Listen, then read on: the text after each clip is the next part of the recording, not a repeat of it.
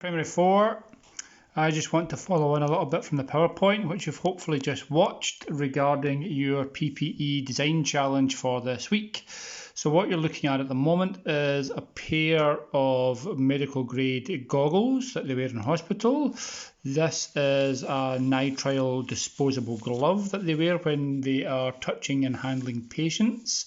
This is a disposable face mask. This is quite a good quality one, and that is in that it can protect you against bacteria and viruses and that sort of thing. So let's talk first of all about the face mask. You can see here that this face mask is made of plastic. It's actually quite, I'll just try and I'll show you, it's quite bendy. Okay, I can move the sides. It's got little filters here, or little vents here at the top, which let air in and out. And they put these on over the face. You can see that it goes on over the nose, and then this black piece of elastic goes around the back. Now if we look at these in comparison to my own glasses, you'll see that my own glasses are much smaller than these. Now I've been wearing the medical ones for a little bit of time today just to see how they feel, and I'll be honest with you, they're blooming uncomfortable. I didn't like wearing them at all.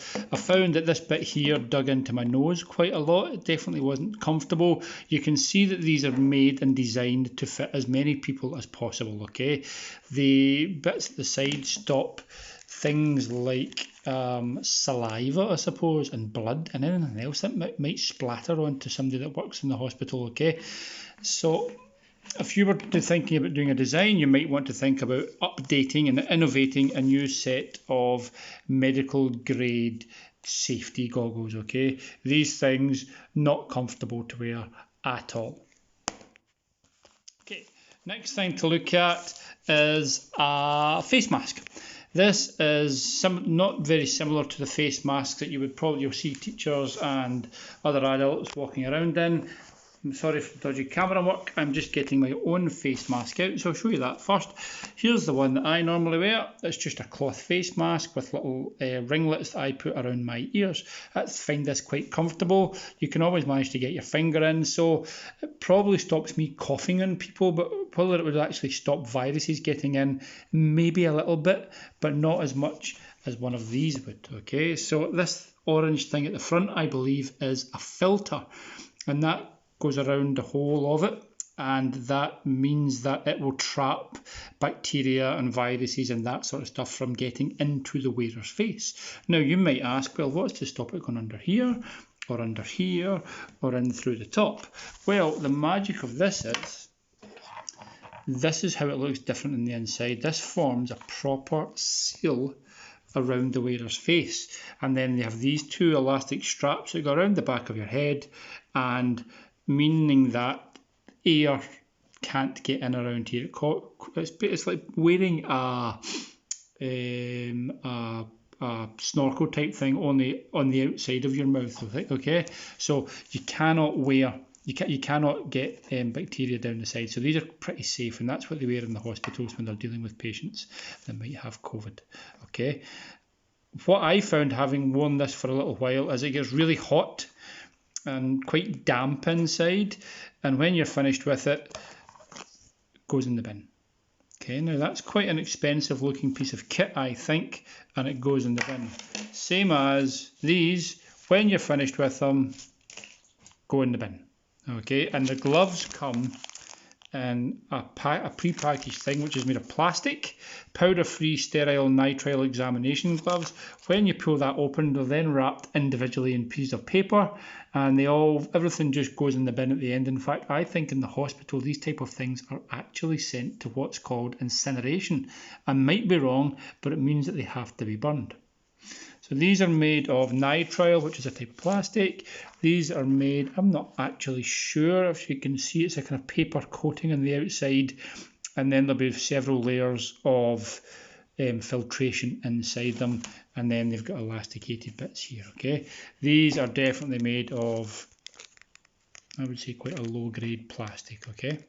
The next thing I want to show you is what they would actually wear on their bodies. So this is what they call a surgical gown or a medical gown, and it opens out like this, and you actually get into it forward. So I would be lying down face first into this, and then my left arm would go in through there, and my right arm would go in through there, and then I would ask somebody to nicely use all these little ties at the back to tie it around me. What it's also got, when I've got my gloves on, it's got these elasticated cuffs, which make a nice tight seal to stop stuff going up.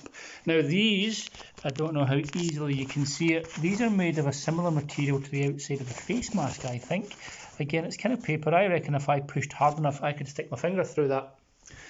And as with before, that's a big thing. That would fit me easily, go down past my knees.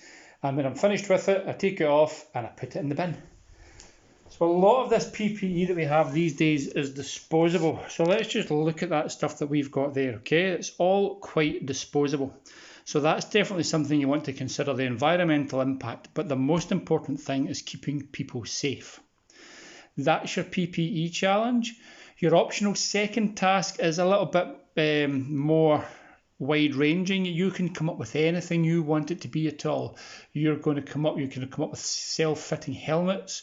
I've said you could do life jackets that automatically propel you.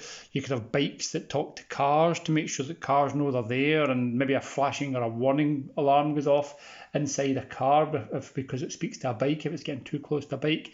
Could be anything at all. Okay. The most important thing about this is you have a little bit of fun about it. It's important to do your research. If you want to produce a model or a prototype of your PPE, that would be amazing, but you don't have to. But what we would like to see by the end of this week, Friday the 12th, I think that is a poster. It can be A4, it can be A3, and a picture of your design with then some labels coming off it, and then a few paragraphs telling us why you've chosen that and how you would make this, your how, what, where, when, why type thing. Go and have some fun with it, Primary 4, and remember your teachers are always there to answer questions should you need to. Okay guys, all the best.